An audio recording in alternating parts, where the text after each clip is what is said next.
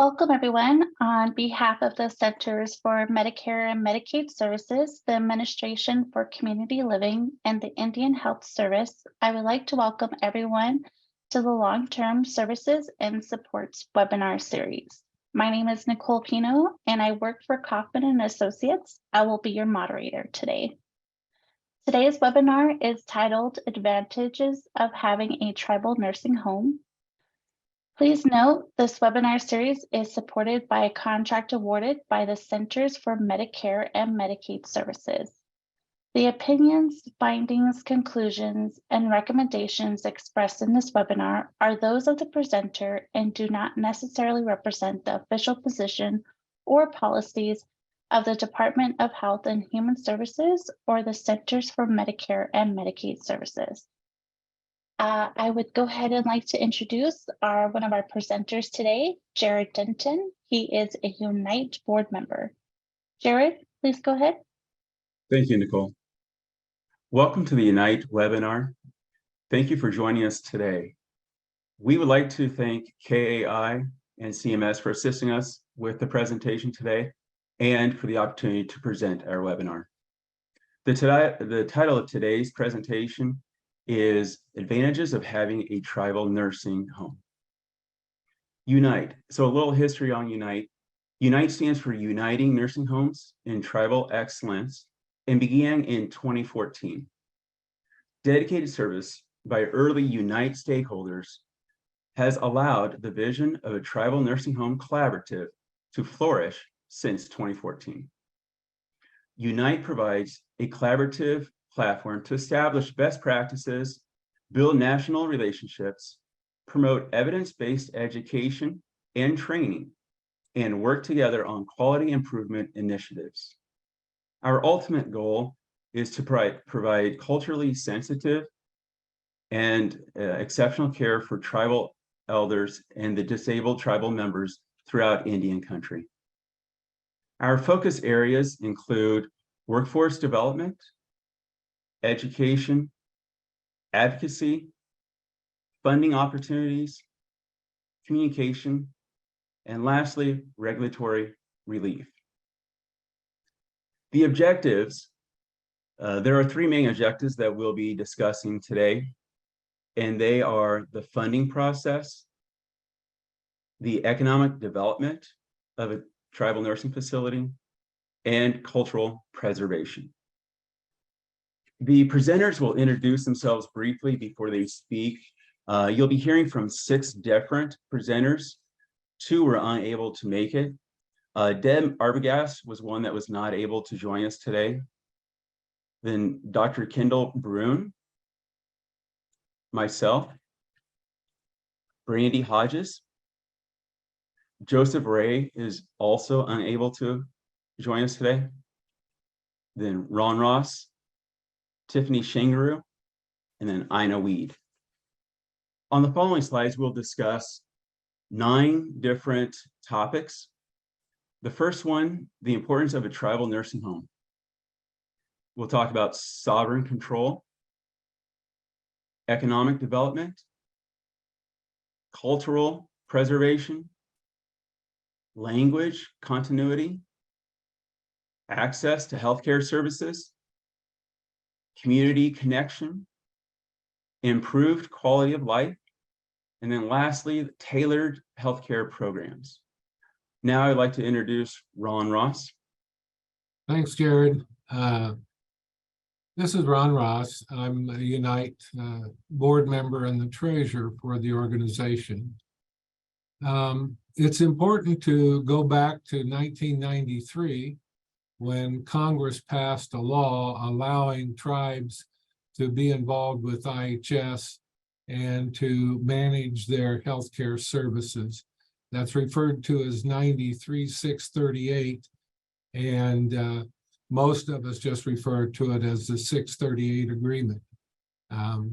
So it allows the tribes to get involved and to allow themselves to have a tribal nursing home. Going down to the bottom of that slide, the very important part is to work with and convince your tribal council that they need a nursing home. And the tribal council then has to initiate a resolution adding long-term services and supports to their IHS agreement. And so once the council decides to do the resolution, then they need to work with IHS on an amendment to their 638 agreement, adding long-term services and supports. I can tell you from our experience that the most cumbersome part of this can be your tribal council, and to convince them that a tribal nursing home is appropriate for them, and to work with them on working with IHS. Not an easy situation sometimes, but with some due diligence and explaining the financial aspect, you should be able to complete this, but it's not going to be an easy task. It sometimes takes several meetings with your tribal council to get them to work with you on the IHS 638 agreement. One of the reasons why you'd want to do the IHS agreement, of course, is because if you decide not to admit non-natives, you'll be fine because you're an IHS facility and there is no discrimination for not adding non-native residents to your nursing home. So it's an important part of the whole aspect. Back to Jared. Thank you, Ron. So the state Medicaid plan amendment, it's a formal request submitted by a state to the Centers for Medicare and Medicaid Services for changes or updates to its Medicaid state plan. The Medicaid state plan it's a comprehensive document that kind of outlines how a state will administer its Medicaid program and how it adheres to the federal Medicaid requirements. And you would have to do this to get the enhanced Medicaid rate for the residents at that facility. And when a state wants to make changes to its Medicaid program, it's required federal approval. It must submit a state plan amendment. And there are several steps to that.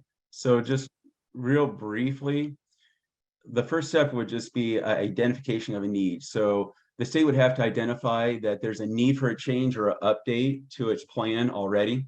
It might be policy driven or it could be legislatively, but they would have to first identify that need and then draft the amendment. And so state officials would work with other stakeholders and CMS to kind of draft the proposed changes to their state plan amendment. And it must be clear, specific, and comply with the federal Medicaid regulations. And then there's a public notice and comment.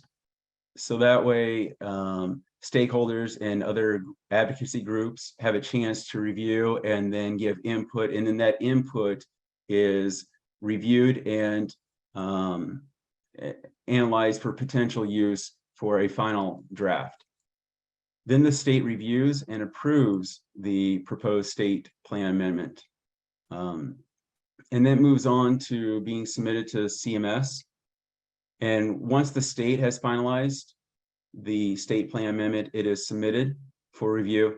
And then CMS will review and approve it. They might request additional information or want some modifications, or they might deny the amendment.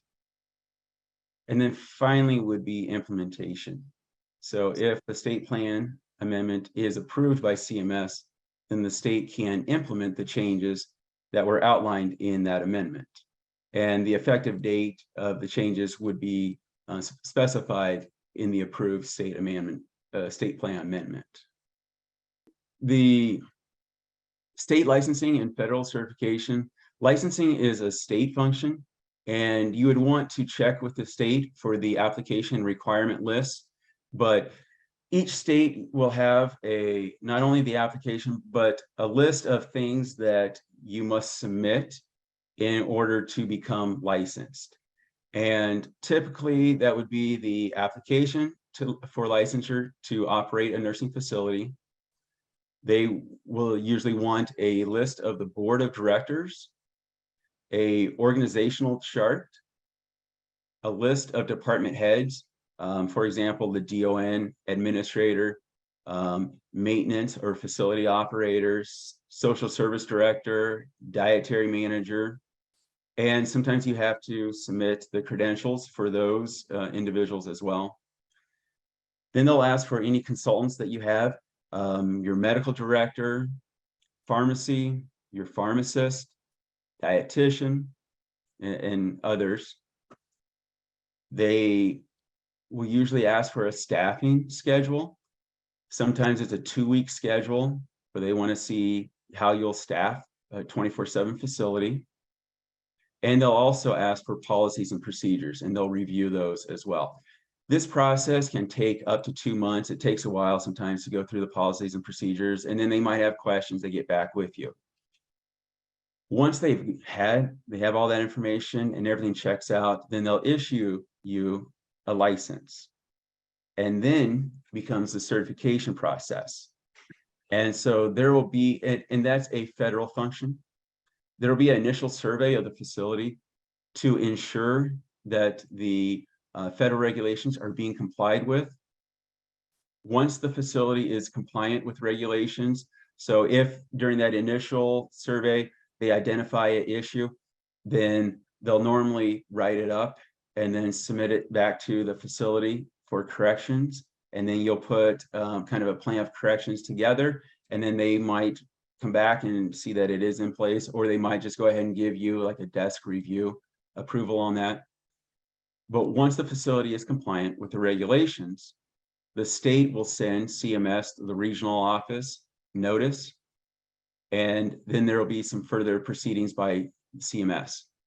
Once CMS completes their review and they have everything that they need, everything checks out, they will issue the facility their CCN and send the facility a letter saying that you have become certified and you're able to open and operate as a nursing facility. I'll introduce Dr. Kendall Brune. Thanks, Jared. Appreciate the introduction. And so, as to carry on from what Jared had said, if you look at it and the aspect of the licensure for the facility is in kind of 2 buckets. One is the facility itself. And as Jared said, there you have to apply for that national provider license number from a federal standpoint. So that gets you the Medicare compliance licensing. And then there's a state component, that's the Medicaid. And so you'll need to have meet the requirements of both of those legs. And then you also have to have, as he mentioned, the administrator. The license for the facility has to be backed up by a licensed nursing home administrator. And so from a national perspective, that comes from NAB. So if you do nabweb.org, you'll actually come up with the National Association of Long-Term Care Administrator Boards. NAB does boards for many healthcare providers, but that's where the license for the administrator falls. And on that website, you'll find out that the boards, the national boards are actually made up of boards from each state and every province that the US has. So they'll have 52 boards gathered together to regulate all the licensed healthcare administrators that are out there. I've been a licensed nursing home administrator since 1988 and serve on the NAB accreditation board review. So I go out to universities and review their curriculum for graduation of healthcare administrators so they're ready to sit for the national boards. Much like you do have for finance executives, CPAs, physicians, nurses, there are national boards that have to be passed. Now, on the second component that Jared had mentioned is as a facility goes through the licensure requirements, there's variation from every state. There's not reciprocity that goes across all states. So they'll have reciprocity from a national license. So you'll be recognized as a national provider, but you have to go and apply and get that accreditation from the state as well. And so we have the American College of Healthcare Administrators, and that is our professional association. What we do is we provide that mentoring and affiliate help for each state, for each administrator, so that they can keep up with what's going on nationally, but also by region, by state, and as with Unite Native, what's going on within the tribal government and the communities that they serve. We vary differently across the whole country, so there's could be radically different components, and then how we implement that. To the American College, we look at it, what is the new policies, procedures, regulations that are coming down, and how do we help with each other with the policies and procedures that are necessary to keep our residents safe. So you just think of it as we're licensing the facility to care for our elders, and we're also licensing the staff, the administrator, to help care for those elders. And that's done, like I said, and Jared had talked about, from a federal perspective and from a state perspective. What we add on this through United with the tribes is we add a tribal perspective. Because as Ron shared, we've got the tribal council that we're working with as well. So that kind of, Jared, sums up what I was saying on licensure. So I think it's important for people to realize that the state and the feds are very respectful of our tribal sovereignty, and they want to give us as much control as possible. But you also have to realize that the money, for the most part, is going to be Medicaid. And that's going to be administered by the state, funded by the feds. And so we will need to make sure that the facility meets the life safety codes. And so there will be, the fire marshal has to be involved in the process as we're building a new building so that we can meet those life safety codes if we're going to accept Medicaid residents. And for the most part, you will not be able to build a nursing home unless you accept Medicaid residents, unless the tribal council decides that they want to fund the residents in the nursing home, and that's not going to happen. So you've got to be very clear that when you build the building, you're going to meet all those life safety codes. The other thing is the regulations that are going to operate the nursing home are going to be the Medicaid regulations and the state licensing regulations. If you're going to get Medicaid, then you do have to follow those regulations. And so it's just like any nursing home. If you want the Medicaid money, then you're going to need to follow those rules. And the advantage, of course, is a tribal nursing home. When you do your state plan amendment and you work with the federal government, CMS, the state is in a position of writing their state plan amendment so that you can generate more money for your tribal members that are in your tribal nursing home. And that is key because you can't build a nursing home anymore without an enhanced Medicaid rate. So your tribal nursing home has the opportunity to not only cover your operating expenses, your labor, your food, your utilities, and all of that, but also to make the mortgage payment on your new nursing home. And so when you build a new nursing home, that can be expensive. You know, that can run you $150, $200 a day easily, and per resident. And when you first build the nursing home, and as you're ramping up your census, your cost per day for the fixed costs, the depreciation and interest that it's going to take, can be quite expensive. And so that state plan amendment needs to take into consideration the fact that you will be getting an enhanced Medicaid rate. And one of the nice things about the program is that CMS will pay 100% of the resident costs, and the state that you're in does not have to do their Medicaid match. It's all federal dollars. And so when you explain that to the state that you're in, they get a whole lot more receptive on helping you become the 638 with IHS, and then you get the enhanced rate. And the states have a right to do that enhanced rate as they see fit. So it's not universal across all the states. You know, right now, Arizona, Montana, they're probably up there around $680 a day. Nebraska has a cost-based program. South Dakota has a cost-based program. And so as you're building your nursing home and getting ready to occupy, get licensed, and get certified, it's important for you to understand how you're going to get paid so that the tribal council will allow you to build the nursing home. And we'll pass that one on to Ina. Good afternoon, everyone. Thank you for joining us today. My name is Ina Weed, and I'm an enrolled member of the East Shoshone tribe here on the Wind River Reservation, vice president for the Unite group, human resource manager, and Eden alternative educator.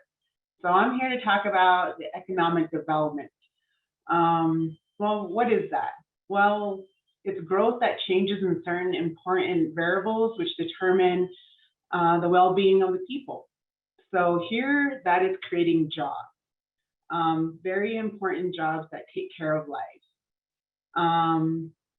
And so that can mean in long-term care of elders that are needing the long-term care, there's short-term stays, some rehabilitation, and that's more of the healing to go home. And within that, creating those kind of jobs, we're going to have within a nursing home about 6 departments. Now, depending on the census of elders and the rooms that are created for that care, that's where that's going to determine. And really, those departments, you could break those down to a clinical department, which is going to have CNAs, LPNs, RNs. You're going to have dietary, so dining needs, housekeeping, life enrichment, some call those activities, maintenance department, and the administration leadership team. And in those, that's where that encompasses all that job creation. And so with that, you know, jobs are so limited on the reservation. And so creating this, it's going to help boost that. And creating opportunities such as a long-term care facility has a huge impact, and it has an asset to the community. Employing tribal members come with good pay. So we like to say we grow our own here at Morningstar Care Center. But that takes training and education with that also, but you put that in. What you put in, you get the output of it. So For this one success story that we do have, we had a gal come in as a housekeeper, loved it, but she wanted to move. She went to dietary, learned that. Then we developed a job where it was we called it a TNA, like elder tender. So a temp nurse aide. Couldn't do the functions of a CNA, but she was able to shadow a CNA until we were able to help her get into a CNA class to get that licensure. And she did it. She became a CNA. But what helped was that she was well-rounded in all the departments that she was able to be in. And it helped others coming in because she was able to help educate newer employees. So the growing your own, it's a huge payoff, a huge payoff. Also with that employment, you have those good benefit plans that are offered to employees that are needed for rural areas. We're in a rural area here in Wyoming, especially when travel is needed for medical, specialty appointments, future planning, having the 401k plan available to employees. I always tell our younger employees that are coming in that it is not too late to sign up for that 401k. Let's get that future goals going. And all in all, really, I mean, this is where that ripple effect is created. That is not only seen, but it should be felt within a community with a tribal nursing home located right there in the heart. And we'll hand that off to Tiffany. Hello, everybody. My name is Tiffany Shangru. I'm the administrator at the Oglala Sioux Lakota Nursing Home here we're located in White Clay, Nebraska, but we're for the Oglala Sioux tribe. Our cultural preservation here at the nursing home, we have activities such as taking them to our annual powwow, which is actually coming up at the first weekend of August. We take them to the powwow. We also have a veterans powwow that they attend. We just make sure we take plenty of drinks, and they have a little bit of an earlier supper, and then we load them up, the ones that want to go, and we take them to the powwows. Before COVID, now that the pandemic has ended, but before COVID came, we had the schools come in and bring children to dance and sing for them. And we'll be able to do that again now that the pandemic has ended. We also had some Lakota immersion singers come in. It's a little school of singers. The kids are learning to sing Lakota music. We have a Keeley radio that plays Lakota music every morning at 6 a.m. So whenever the residents want to listen to that, they'll play it. We also have a nurse who, some of our residents like to smudge. They burn sage and they pray. And we have a nurse that just started working on days, and she takes them outside. We can't do it in the building because we don't want to start have our sprinkler system go off. So they go outside and they smudge and pray after breakfast, and they really enjoy that. Activities plays a major role with the traditional foods. The residents, berries is a big part of the traditional foods, choke cherries, buffalo berries. We just have to make sure that we pick them before the birds get to them, because once they ripen, then the birds will eat them. But we used to have a medical director. He's not with us no more. We have a different one, but he would come in the summertime with choke cherries and do choke cherry syrup with the residents. Our activities director she bought timsalas this year, timsala braids. Timsala is the wild turnip, and people will go and pick them and put them into braids and sell them. And so she got a few of those and she put them in pillowcases to preserve them longer. And then you can just cut pieces off, timsalas off of there and add it to they call it bapa soup with dry meat and dry corn and the timsalas. They also do taniga, which is tripe, but they do taniga soup and they'll put the dry corn in. They enjoy that. Indian tacos, they like fry bread, they like Indian tacos. They have Indian tacos quite often here. And I guess that's all I have. Thank you. Perhaps Brandy would like to jump in and talk about the cultural preservation of Native nursing home. Brandy, would you like to introduce yourself? Hello, my name is Brandy Hodges, and I work at the White River Healthcare Center. I'm an enrolled member of the Rosebud Sioux Tribe. We're tribally owned by Rosebud.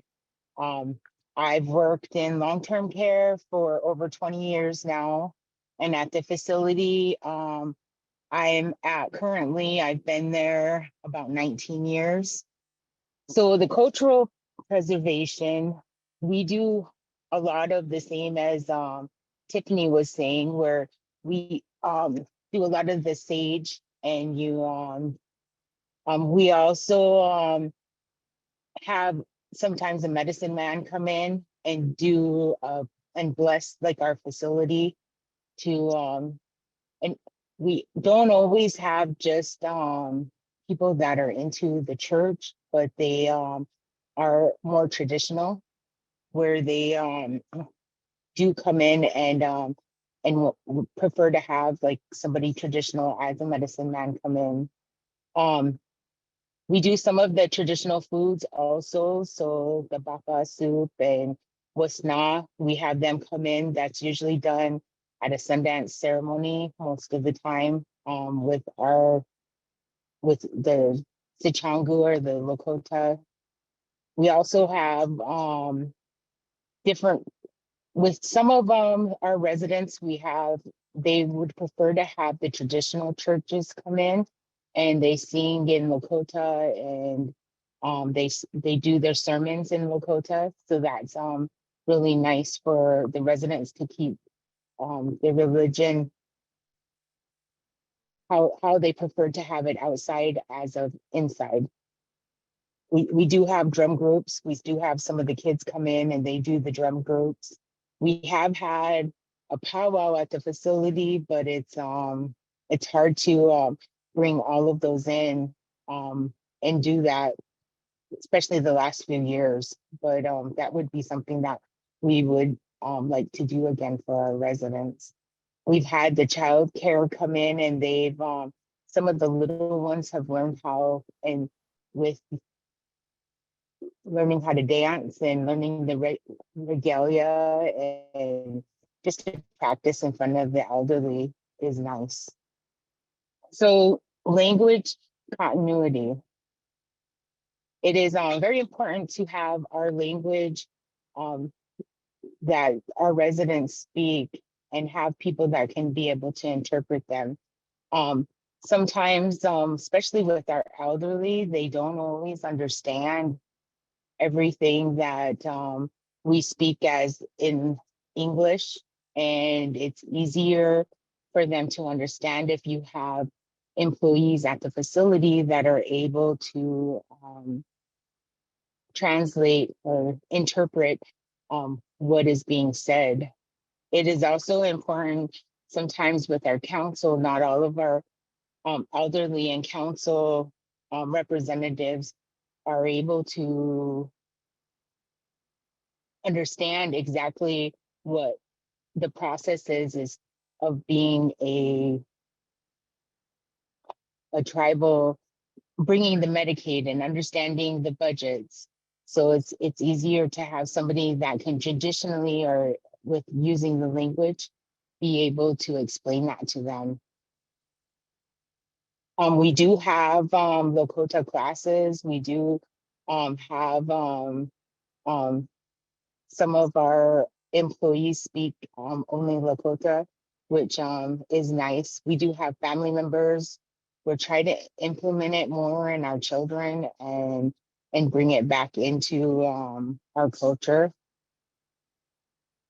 And it also helps residents understand the process of what's going on if you can speak to them in Lakota rather than speak to them in English. They prefer, a lot of the elders prefer to speak in their own language. And they also like to teach too. So we have a lot of employees that learn from our elders at the facility, and it makes them feel like they have a purpose. So access for healthcare services. When you have your own nursing home, you have the ability for not only taking care of their needs at the facility, you also have transportation available. So you can get them to the specialist. So you can get them to mental health practitioners if you need to. And so by having your own nursing home, you have the ability to farm out the resident needs. It's just, most of the tribal facilities are going to be in remote areas. And some of the tribal facilities are going to be next to an IHS hospital. And so that could be beneficial, but not always. But you do have the ability to get folks to where they need to go. And by having your own tribal nursing home, you can monitor the residents. You can make sure that their needs are being met. A lot of times our residents will need dialysis, and we'll be able to get them there on their appointments.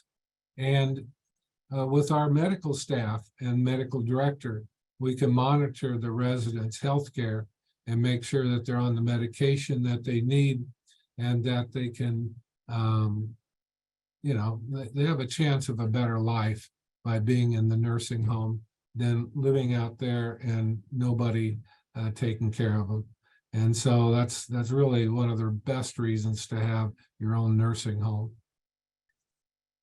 So I think a lot of times with the community involvement, it allows members, and it kind of starts from the very beginning, because they can be a part of the planning, help with some of the decision making, and then sometimes some of the operational aspects of the facility. So I think it kind of starts from ground level up. So if a tribe is looking into the potential opportunities of building a nursing facility, then normally it starts with a needs assessment or a feasibility study. And so with that needs assessment, then a lot of times it involves questions as to, is this something that you would utilize? Is this something that maybe one of your loved ones would be able to utilize? And then we go into, if the answer is yes, we'll figure out what type of size, and then the design. And so during the design phase, we try to incorporate a lot of cultural aspects into the facility. And so I think from that start until it's built, and then once it's built and it's operating, it kind of has that community connection already started. And so I think that that's a great opportunity and a great thing that is available for tribes and their nursing facility. Also, I think that sometimes it can provide a better coordination of care amongst healthcare providers within the community, and not just with the medical aspects, but also social and other support services. We're able to bring in, as was mentioned prior, some of the like different ceremonies and different things that are very typical and something that they have a connection with. And so I think that that helps build some of that emotional and other well-being aspects other than just your physical needs to be met. And Tiffany, would you have anything that you might like to add as to how you might see the community connection being built within your facility? A big part, I think, of having a tribal facility is bringing your community members home. You know, they might be in a nursing home somewhere else in a different state.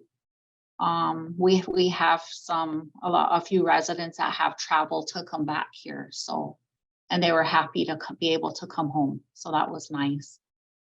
Also, we get a lot of volunteers from the community that will, you know, they'll come out and help with things, or even during COVID, it was really nice because we had some of the community programs they did, like during Father's Day and Mother's Day, they would come outside and do little parades around the building, and they would make cards for all the residents just to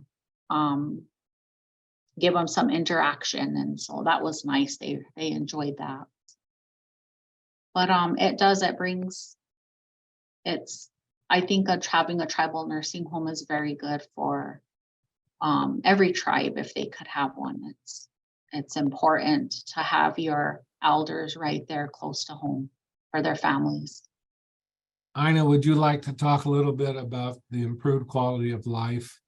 Improved quality of life. And so, like as Tiffany was saying, having the elder be close to home, be in the community, close to family, friends, in their cultural aspects and traditions, that is truly very important.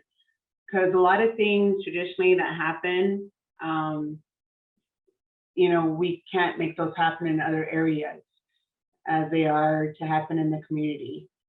And so with those kind of values and traditions, I mean, that comes from, so we have fish and game here, as probably a lot of reservations do in their areas, but a lot of like elder, like dietary requests that we have is that they wanted more game, you know, meat, and to prepare.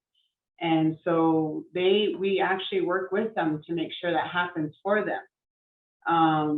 Like choke cherry picking, gathering, red berries, those kind of things that mean something to the elder. And that's where out of the respect of, in what they hold with those kind of foods. And we do a lot of feederings here at Morning Star Care Center as well. And being able to help accommodate a lot of those requests. I mean, families can come in too for feedering as well. And having those habitat of what we're trying to strive for, because that was our thing. We don't want the elders, residents to stop thriving in their life when they come here. No, we got to keep what they had to leave back at home to continue here. So if that's children, you know, and families love to visit, animals, the plants, the gardening, we have to keep that thriving for them. So that shows that quality of life. And you see that thrive in each elder and resident as we just keep continuing it. Would Thanks, Randy or Tiffany like to add anything on to that? Tailored healthcare programs. We have a psychiatrist, Dr. Magnuson, that he sees our residents if somebody needs someone just to talk to. We have a lady that comes in, a counselor. She comes in and visits with our residents. We have dialysis close by, like Jared said, we have to transport them to, we have the vehicles, we transport our own residents to all their appointments, their dental and their doctor appointments and foot appointments and to if they need dialysis, then we transport them. So I think what we're trying to express to everybody today is when you have your own nursing home, you have an opportunity to address the needs of those residents, not only their physical needs, but also their emotional and social needs. And you can specify, you can work with the different programs that you need to have, rehab services, while we might not have a physical therapist, we'd have a PTA, or our nursing department would be able to put in a robust rehabilitation program. We can work with other institutions to make sure that those needs are being met. So I think this slide is just intended to let you know, get your head thinking about what you can do with your own nursing home and to expand and to make sure that you're being able to meet not only the normal needs a resident would have, but also to reach out a little bit more and help them. I think that is pretty much our program, and we would like to open it up now for questions if anybody in the audience would have some. Thank you, Ron. Yeah, this is our time for questions. So we'll first be addressing the questions already submitted in the Q&A box located at the bottom of your screen. So if you haven't already submitted yours yet, please do so now, or use the raise hand icon and we'll get to as many as we can. There are a couple questions already in there, so we'll try to get to as many as we can. Be respectful of everyone's time. The next question is this presentation only for nursing homes and not assisted living? Jared or someone from Unite team can take that question. No, this would be very relevant to assisted living too. The funding for assisted living could be quite different. So that would need to be reviewed. But as far as having a tribal assisted living facility, almost the entire presentation could be tailored towards those folks too, except for the funding part. Great, thank you. The next question is it possible to have a tribal nursing home to receive state and federal benefits without having to be a state or federally certified? I don't believe so. If you're going to get Medicaid, which most tribal residents are going to need to be on Medicaid for the most part, you will have to follow the Medicaid rules and regulations. If your tribe happens to be a wealthy tribe, you would be able to tailor your program without the assistance of the feds. But the likelihood of that is very small. Great, thanks, Ron. Next question we have from Brandy.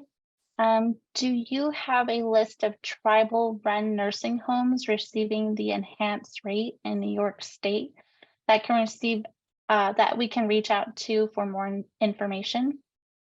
On the CMS website, there is a listing of all the tribally owned and operated nursing homes and also the assisted living nursing homes. I'm not aware of any in New York, but CMS has that on their website. Perfect, thanks. And next question from Amber. Are you aware of different types of grants that are available for the construction of a new nursing home or for the renovation of an existing building that you could share? What we have found is USDA, the Department of Agriculture, has a rural program that they could work with you on the funds necessary for a nursing home. You would have to pay those funds back, but it's over a 35-year period. And with the enhanced Medicaid rate, you should be able to cover that. Also, some tribes have bonded with the private investment community to give them the money to build their nursing home. And again, if it works out right, you can get the enhanced rate to meet those mortgage payments. So you should be able to get that done when you work with the state and you work with the feds on the rate. Great. Looks like we have another question from Erica. Are the Indian Health Service nursing homes on the list of the nursing homes and state Medicaid waiver program for nursing homes, or is it a different program to apply to? How does the Medicaid funding get to become a nursing home on Indian Health Services? Well, again, the tribe has to add long-term services to their 638 agreement, amend the 638 agreement with IHS, work with your state to do a state plan amendment, and work with the CMS on getting the enhanced Medicaid rate. It's just a process, but that's how you do it. Perfect, thanks. And I did see that Christina did post the link for the Tribal Nursing Home Assisted Living Facility Directory in the chat. So if you need that link, feel free to grab it there. Looks like we do have a couple minutes for a couple more questions. Are there any IHS operated nursing homes? I don't believe that Congress gave IHS the money to operate nursing homes. And that's why a tribal facility would have to go through the 638 agreement, but those funds for Medicaid are paid through CMS. And so there is little, if any, oversight by IHS as far as the administration. It's non-existent. And the funding all comes from CMS. So I'm not aware of any IHS facility because they did not get the funds to operate a nursing home. One more question from Dara. With the high cost of construction right now, can funding also be used to repurpose existing buildings? I believe you already answered this question, but is there anything else that you'd like to expand on? Well, I would just say that depending upon your situation, you might just kind of break an even, and if you need to get more money, you should make sure that your state does a state plan amendment to work with CMS, and those extra funds you could use for improving your nursing home.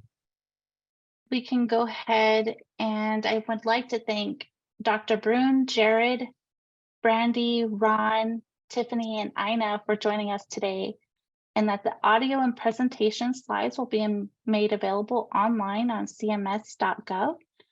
So thank you again for joining today's webinar. Our session is now concluded. And again, thank you for joining.